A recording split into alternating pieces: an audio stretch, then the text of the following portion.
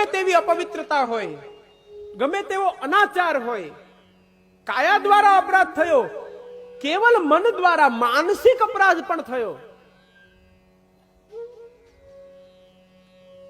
જે ક્ષણે જીવ પોતાના મસ્તક પર તિલકને ધારણ કરે છે, પ્રભુના ચરણ ચિહ્નોને ધારણ કરે છે, એ જ સમયે આ સર્વ દોષોમાંથી એક સાથે એ જીવ મુક્ત થઈ જાય છે. રાતના સૂતા હશો ને, અને જો મસ્તક પર તિલક હશે અને ભાગ્યવશાત જો યમદૂતો આવ્યા હશે ને, તો એ તિલકને જોઈને ડરીને ભાગી જશે.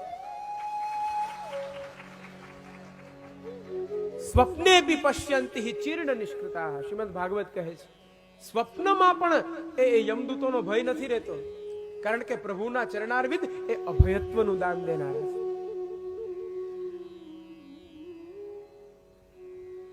વૈષ્ણવ થઈને આપણે કંઠી નથી પહેરી શકતા. કંઠી વિના તો એક ડગલું પણ આગળ ન વધાય, શ્વાસ પણ ન લઈ શકાય. આપણી પ્રાણવાયુ છે આ કંઠી. યત્કંઠે તુલસી નાસ્તિ તે નરા મૂઢ માનસાહ. જે વ્યક્તિના કંઠમાં તુલસી નથી તે મનુષ્ય નથી, મનુષ્યના સમાન વિચરણ કરનારો પશુ છે. અને ત્યાર પછી જે કહ્યું છે ને, મને કહેતા પણ સંકોચ થાય. એવી દશા જે કંઠી નથી પહેરતા તે એવી દશામાં જીવે છે. જે કાંઈ પણ ભક્ષણ કરે છે ને એ વિષ્ઠા ભક્ષણ કરે છે કંઠી વિના.